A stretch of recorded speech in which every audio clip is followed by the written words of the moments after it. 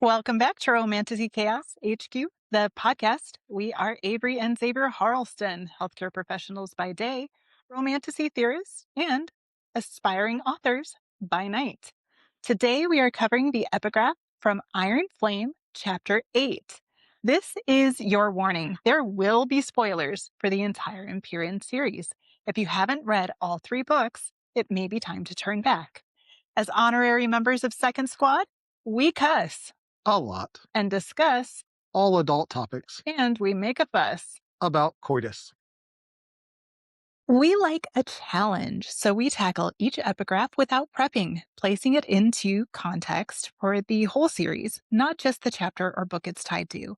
But you don't have to take it cold, so here is our post-recording one-sentence summary of the chapter. It's conscription day, and Second Squad meets King Tari's third son, Auric Greycastle, and Liam's little sister, Sloane, before suffering Dane's lackluster performance as wing leader and watching as Solus, Varish's dragon, executes a number of cadets, including a marked one from Resson, before Terran deals with the unholy Orange Terror. There are 6 minutes on the clock, and Iron Flame lore more terrifying than Terran defending Violet. So, don't blink, don't scroll, don't let Terran distract you. We have 360 seconds to blow your mind. And go. It is one thing to cross the parapet your first year, but watching countless candidates lose their life to it feels a little like dying too. Don't watch if you can help it. Page 84, the Book of Brennan. Ugh, that's heartbreaking. And Brennan is such this complex character in the Book of Brennan because, like, sometimes he's just like all hard ass and, you're going to have to kill people and don't let Violet in because Violet's not going to be able to kill people and your job's to keep her out because you're going to have to kill people. And then other times he's like, don't watch these poor kids fall off the parapet. It'll break your soul. He's not wrong. Like, it's terrible. It's terrible to watch someone and like the incredible feeling of like it must be that you are sitting there, you survived and they didn't. Like survivor's guilt, maybe, is what I'm thinking of.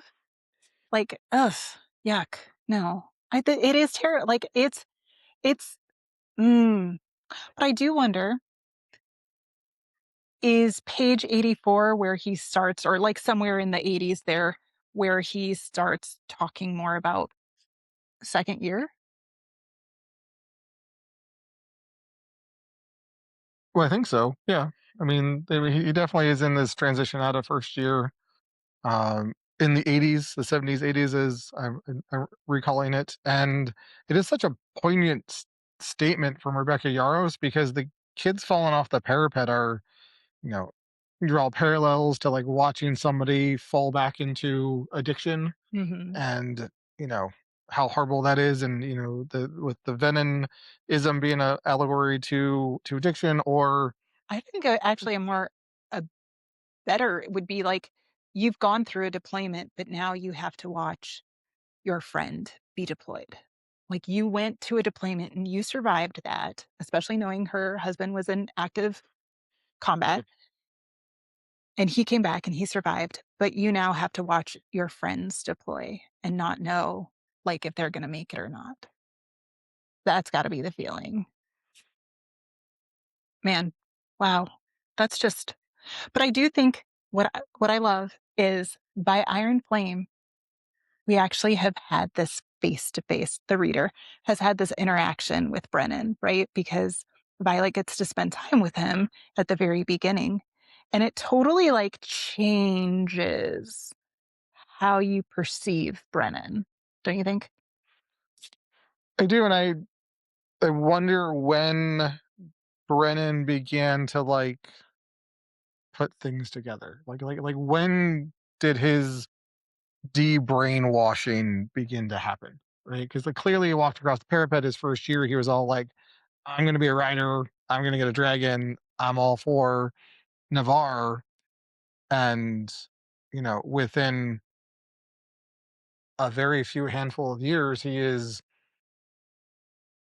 hiding and on the other side and working with the rebellion. Like, that's not like you throw a switch. Like, you've got to start processing through that this is horrible and doesn't make sense. And why are you having people fall off the parapet? And like, what is the overall plan for this? And what does that really mean? And why?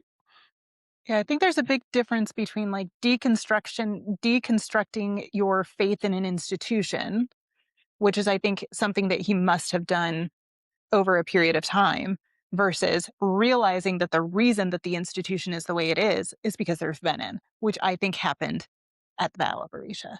Like, it says that in the book, that he really Mm, was putting the pieces together during the battle.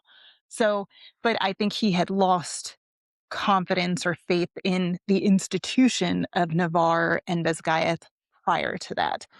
And I do kind of wonder, like, if we have Major Offender's Guide to the Writer's Quadrant Unauthorized Edition, is this essentially Brennan's Guide to the Writer's Quadrant Unauthorized Edition? I think it definitely is. So if this is so contraband, if the book of Brennan is so contraband, is the Major Offender's Guide also like contraband? Like, is it contraband because Brennan was believed to be dead and it wasn't supposed to be, you weren't supposed to keep the belongings of the dead? Or is it contraband because of his essentially like secrets of survival?